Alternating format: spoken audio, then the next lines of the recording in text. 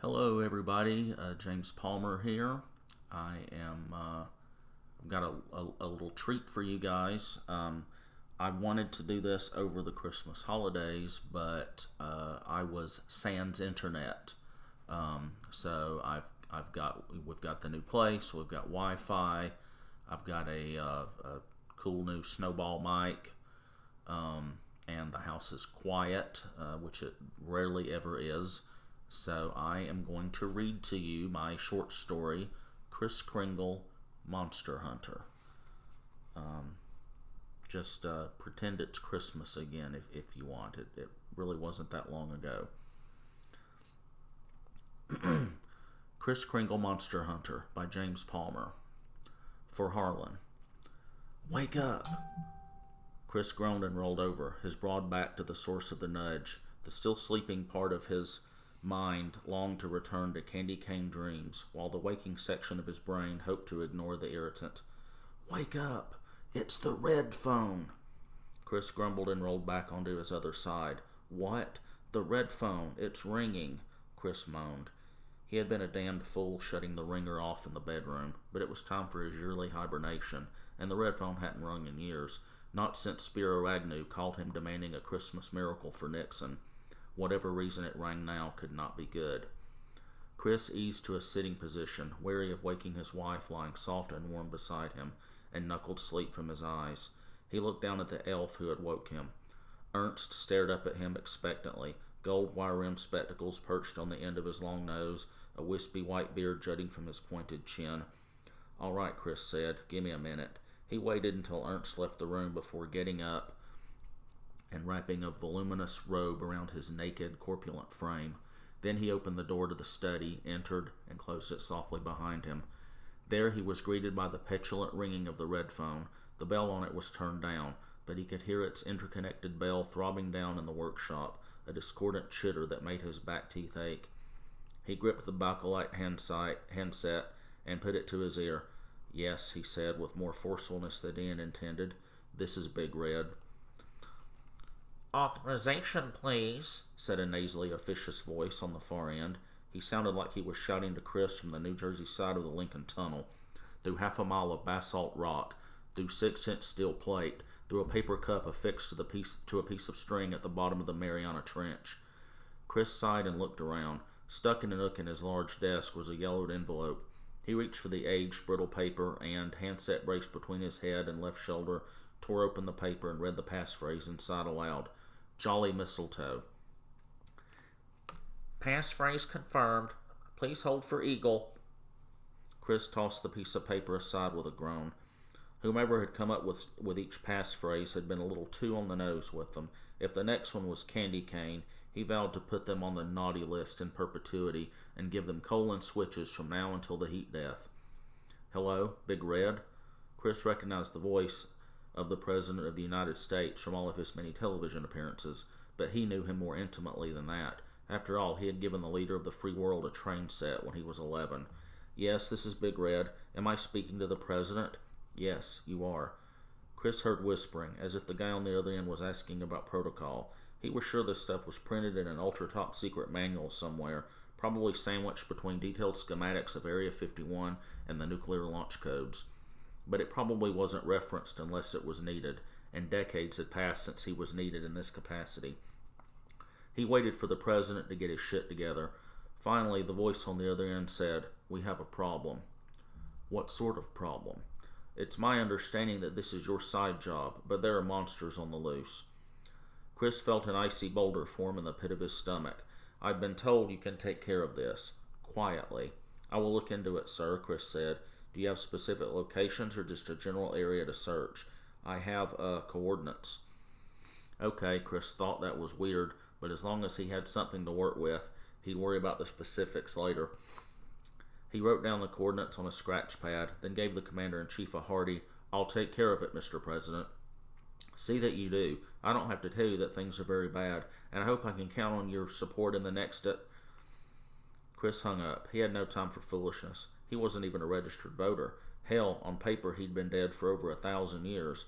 Up here, in his home at the North Pole, the myriad problems of the world seemed far away. Once a year he made his rounds, oblivious, but occasionally he had to do his part to make sure there would be another Christmas. The world had brought itself to the brink too many times for his comfort. The last 50 or 60 years of his run had been more difficult than the previous century, and now it appeared as if he was needed again. He exited the study and got dressed, donning long thermal underwear, a flannel shirt, and red Gore-Tex snow pants and matching red flak jacket, trimmed in his signature white fur. He shook his head as he stared at his garish outfit in the dressing mirror mounted to the inside of the bedroom door. Before Haddon Sunblom depicted him with an icy cold Coca-Cola in his hand, Kris had made his deliveries in animal skins provided by the local Inuit. Now he had to travel around as the children of the world expected him, in lurid crimson like some goddamned clown. Next, he pulled on his polished black boots and kissed his wife on the cheek, promising to be back by breakfast, though he knew what a hollow promise that could turn out to be. Still, no sense frightening her if he didn't have to. Her eyes still closed, she smiled up at him sweetly and rolled over to commandeer his side of the bed as Kris left the room and headed downstairs, where Ernst was waiting for him on the second-story landing with a battered thermos full of hot cocoa. He was dressed in his cold-weather gear, a green sock hat shoved down over his long pointy ears and night vision goggles resting atop his high forehead. Kris smiled down at him. "I like where your head's at, but not this time, Ernst." The head elf looked crestfallen. He stared down at his pointy shoes. "This isn't a toy run, old friend. This is dangerous." "It's okay, boss. I understand. Just be careful. If anything happens to you, there won't be a Christmas to save." "I'm always careful. Prep the sleigh for me, would you?" "Of course," Ernst said. Beaming with renewed purpose, the little elf scampered off down the stairs.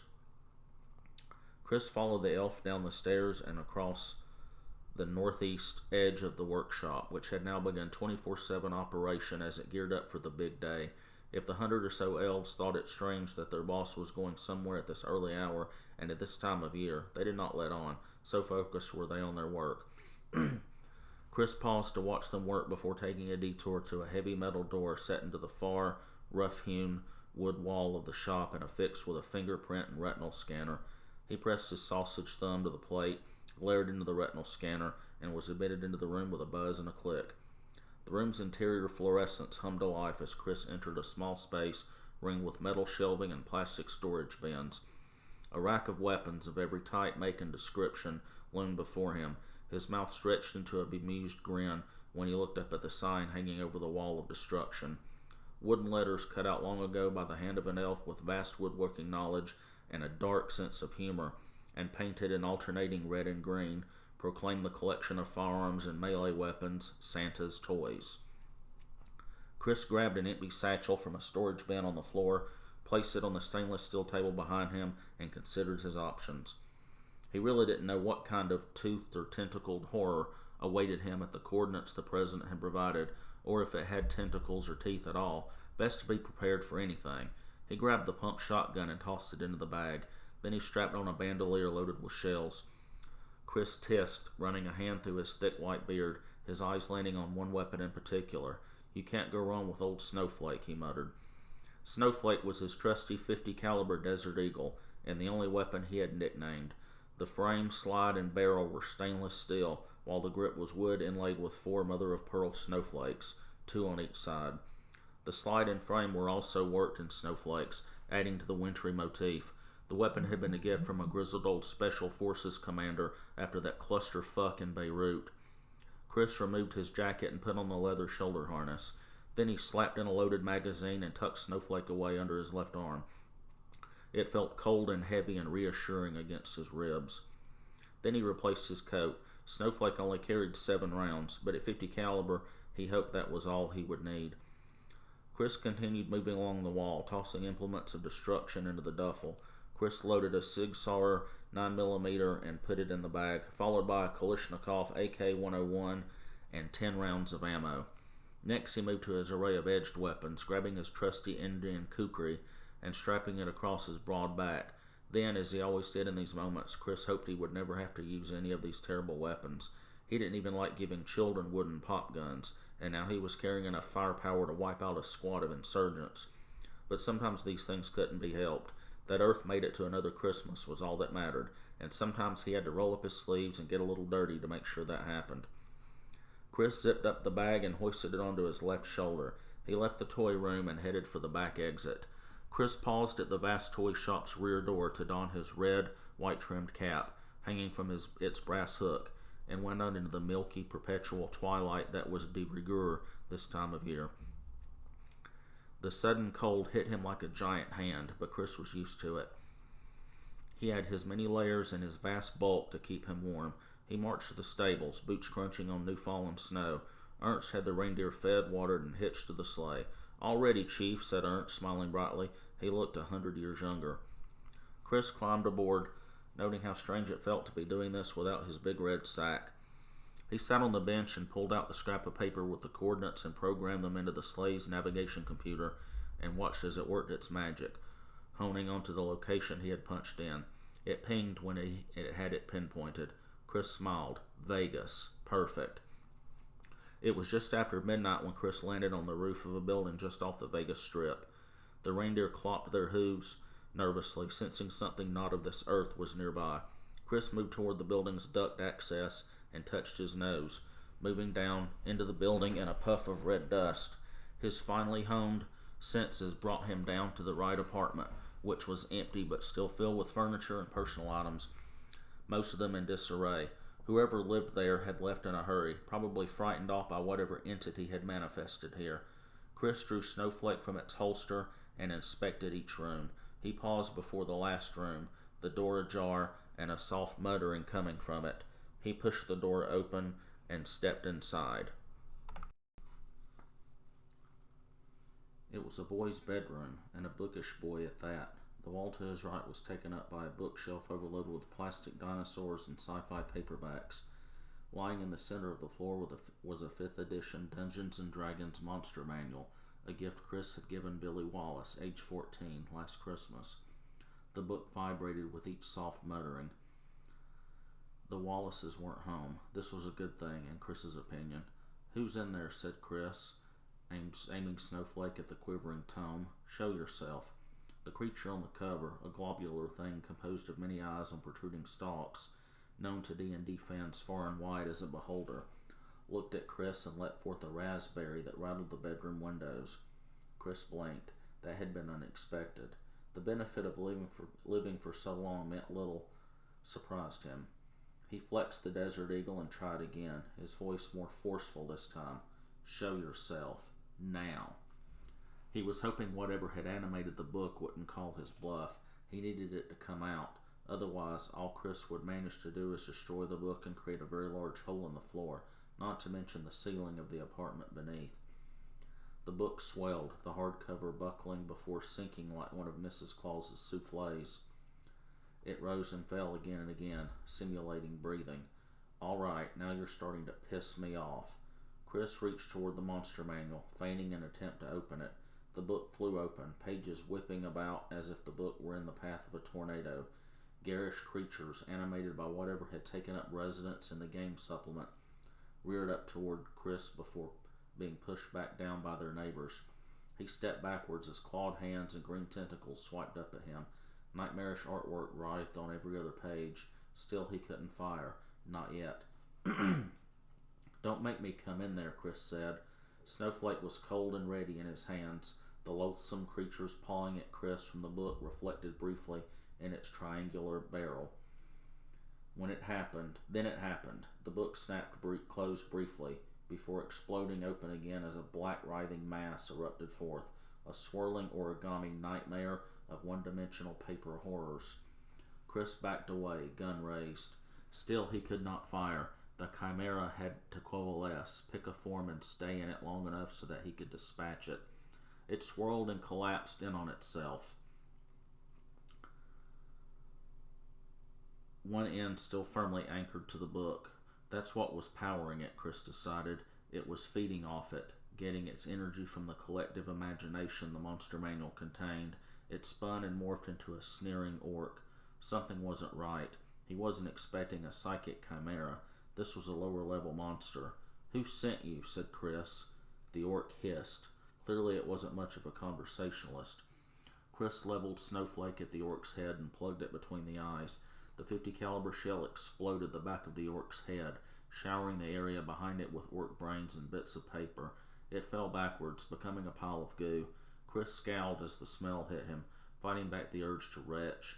He made a mental note to give whomever had the misfortune to clean that up an extra special gift under the tree.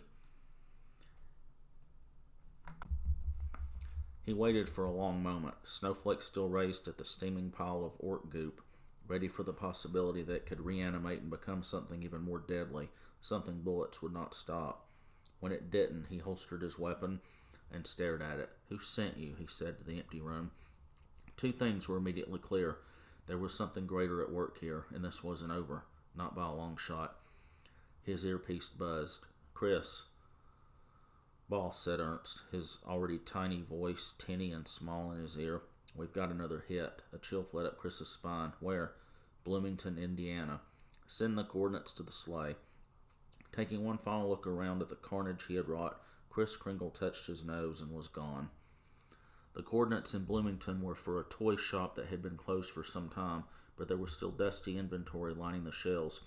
He whooshed through an air vent and raised the Kalashnikov to his shoulder, sweeping a darkened hallway in a wide searching arc. The flashlight attached underneath the barrel painted the shelving with a searing beam. He heard a thud, followed by the sound of tiny footsteps, and spun around at the sound and followed it toward the front of the store. Milky afternoon sunlight coming through the soaked-over windows illuminated a set of glass display cases. Atop one of these cases was a toy tank, its turret ratcheted around, the gun firing a plastic pellet at Kris. It bounced off his shoulder. "Is that all you've got?" His voice echoed strangely in the small space. He heard the tiny feet scampering again. Come out wherever you are," said Kris. "You don't want to anger Santa." "Fuck you," said the little wooden doll as it clattered into view. It bared fangs and leaped at him. Kris squeezed the trigger. The Kalashnikov stuttered, spitting fire. The doll exploded into splinters. "Did you get it, boss?" said Ernst over the comms. "Hang on." Kris heard something else, the sound of hundreds of tiny gears whirring to life. The tank turret spun toward him, and he swept it off the counter with the barrel of the Kalashnikov. It toppled to the floor upside down, the turret swiveling uselessly. Kris put a spurt of bullets into it for good measure.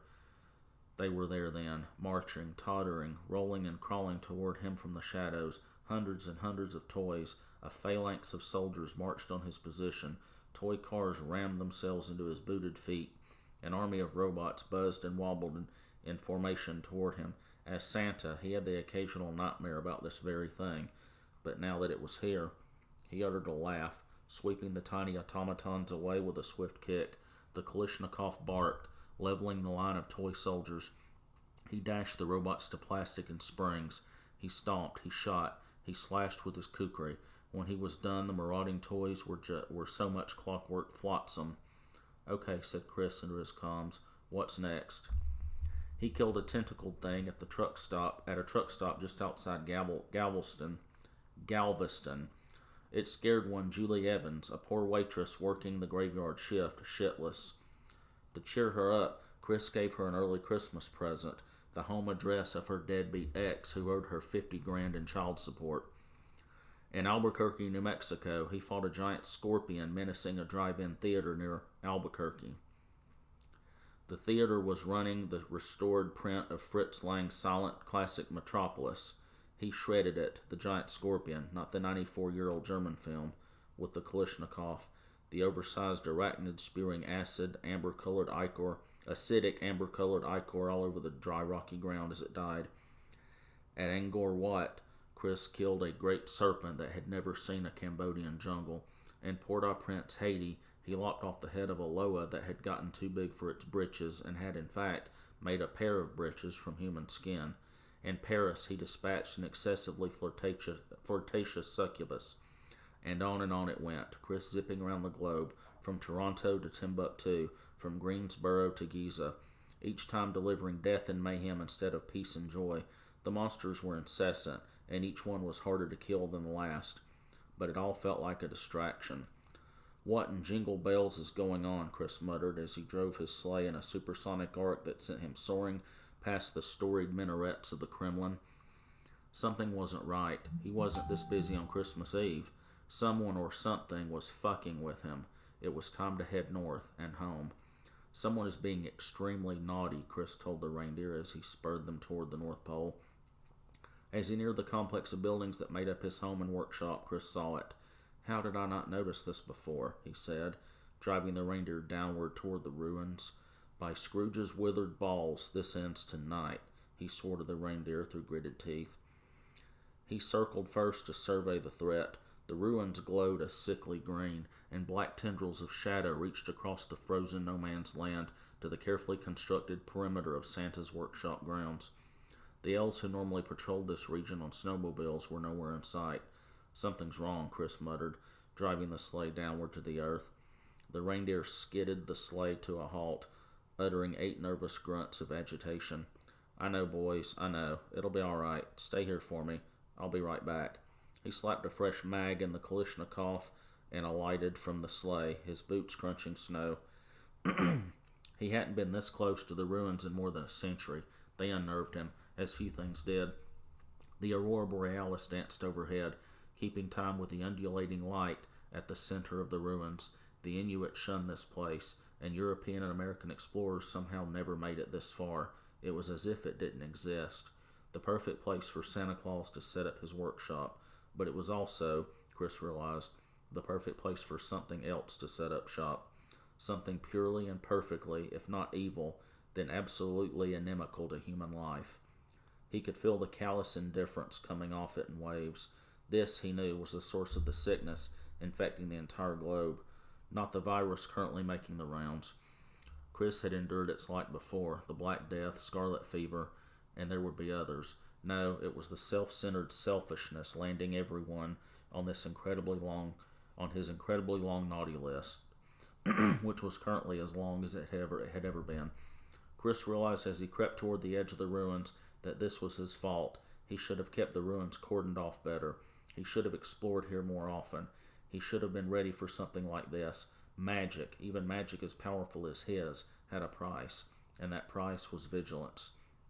The ruins were little more than a vast pile of cracked plinths and crumbling columns, remarkable in one aspect, their age.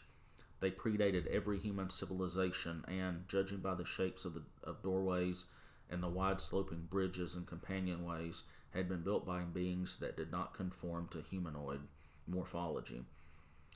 When Kris first came to this place, after the elves had transformed him from a traveler near death into an immortal maker of toys, he had been fascinated by this place, if freaked out by its implications. But he quickly shunned it, moved as far from it as he could and still take advantage of its magic, and more or less forgot about it. This, Kris realized, gripping his Kalashnikov tightly as he walked beneath an ancient archway, was a profound mistake. The tomb-like silence played havoc with his senses, and his ears played tricks on him. He thought he heard a soft chittering, like plague rats chewing behind a wall, followed by discordant chimes that played in time to the flashing northern lights above. Kris gritted his teeth and followed the green glow toward where it was strongest, and there, dead center of the ruins, atop a raised platform of some black rock not native to this region of the world, Kris Kringle found his answer. "Ernst!" The little elf sat cross-legged, facing Kris, his little eyes closed. Behind Ernst, atop a tall metal staff, was a large green jewel, the source of the eerie glow. The sound of Kris's boots and bells caused the elf's eyes to snap open, revealing oily black pools. "Ernst," Kris said again, softer this time. "What happened?" "You're too late," said his head elf. "I've got him, and soon I'll have them all." Kris stepped forward, falling short of aiming his gun at the elf's head. "Let him go." "You know," said the thing that used to be Ernst, "I really thought my distractions would take you out. But that wasn't my main goal. I knew if I got rid of you for a few hours, got rid of your magic, I could finally take back what is mine. Fight it, Ernst. You've got to fight it." The elf grinned.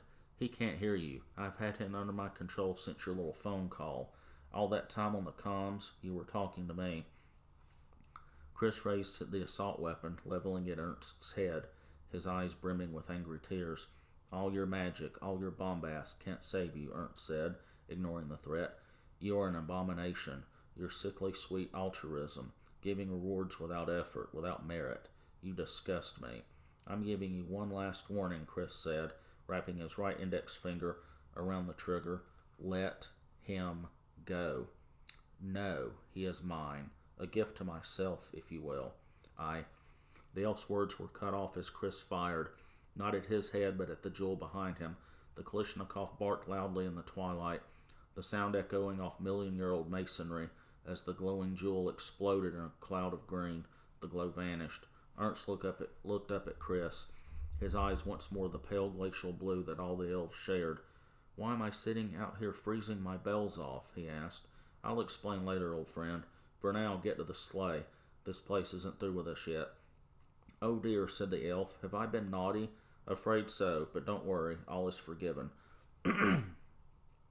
Kris helped Ernst to his feet and shooed him toward the sleigh. Then he checked the Kalashnikov's load and waited for what came next. The ruins were alive with green fire. It danced from a row of low, squat obelisks worked in obscene hieroglyphs, lancing from one bit of crumbling architecture to the next. It was a zeitgeist, the last vestiges of a collective alien intelligence that should have died before the continent shifted. Energies that people who didn't know any better would call magic coalesced around him. The same power the elves had used to save his life, the same energy he used to fulfill the desires of the world's children, was now coming for him. The thing that lived in the ruins had taken root. The same shadowy tendrils that threatened his workshop moved beneath the planet's crust, beneath oceans, to infect the world with indifference, selfishness, and demagoguery. "It's all my fault," Kris muttered again, gripping the Kalashnikov tightly against his barrel chest. The magic worked both ways, and as long as he could use it to make people happy, even if only one day a year, he didn't much care where it came from, except where it came from mattered a lot. A single tear fell and froze to his cheek. He could end it all, the entitlement, the fake news. He could end it all tonight, but he'd have to kill Christmas to do it. The green fire danced among the ruins, looking for another living vessel to inhabit. It couldn't infect Kris. He was too strong, too filled with similar power. Besides, without the focusing jewel, it couldn't concentrate its essence in one place, at least not for very long. Kris wished he had something to shoot, but could only watch as the collective consciousness of a long-dead alien race bounced around its former home in impotent rage before diving into a pile of tumbled basalt blocks and animating something from the ruins. It rose up, a lopsided spider thing, standing on 9 legs composed of spindly columns. Its body was a cracked pillar, while its head was a bust of some garish nightmare creature that either represented the former inhabitants of this dead city or something the devils worshipped. Kris wasn't sure which, nor did he care. Then, using the strange chimes and eerie pipes located throughout the ruins, the spider thing spoke. "This world is ours. It has always been ours. Tonight we take it back." Kris stepped closer to the stone beast. "I don't know if you've noticed, but you guys are hardly in any shape to play conqueror." "Irrelevant," said the spider thing. "Your world is our birthright." Kris had theorized long ago what had happened. The climate, formerly hospitable even at this high latitude, had become cold and near desolate. The creatures who once thrived here were frozen out. Kris had always assumed they left Earth the same way they came. But what if they had simply died, or had some technology that allowed them to linger in some inchoate form? Their magic had certainly lingered, giving rise to the elves, to tales of ghosts and goblins and legends of strange creatures that spread throughout the world, not to mention Santa Claus, and his giving magic was the only thing holding them back. "Well, come and get it then," Kris said through gritted teeth. He emptied the Kalashnikov into the spider thing, bullets biting into ancient stonework with no effect. He threw down the weapon and ran forward, rolling under one of its legs to come up beneath it, unsheathing his kukri. With a wide slash, he slashed through one of its legs, the material becoming inanimate stone once more. The spider thing lurched but did not fall. Avoiding the creature's attempts to skewer him with another leg, Kris ran toward its left set of legs and got to work cutting it down to size. He barely missed getting squished as it fell to the ground as a loose assemblage of tumbled stones. The thing's head spat green fire at him as it died. Kris kicked the small statue head, sending it into a pile of ancient masonry. The thing wasn't through yet. It was like an iceberg. Most of it was below the surface. He felt its black coils tighten down under the earth. below the freezing ocean's floor. This wasn't over. Not by a long shot. The ground shook. Long cracks formed, swallowing some of the ruins. Kris tucked his arms out by his sides in an attempt to balance himself. Black tendrils shot up through cracks in the frozen ground, reaching for him. He swiped at them with the kukri. They became smoke and shadow at his blade's touch, only to reform. When they grabbed him, they were winter cold and strong as steel. He hacked and slashed, but it was no good.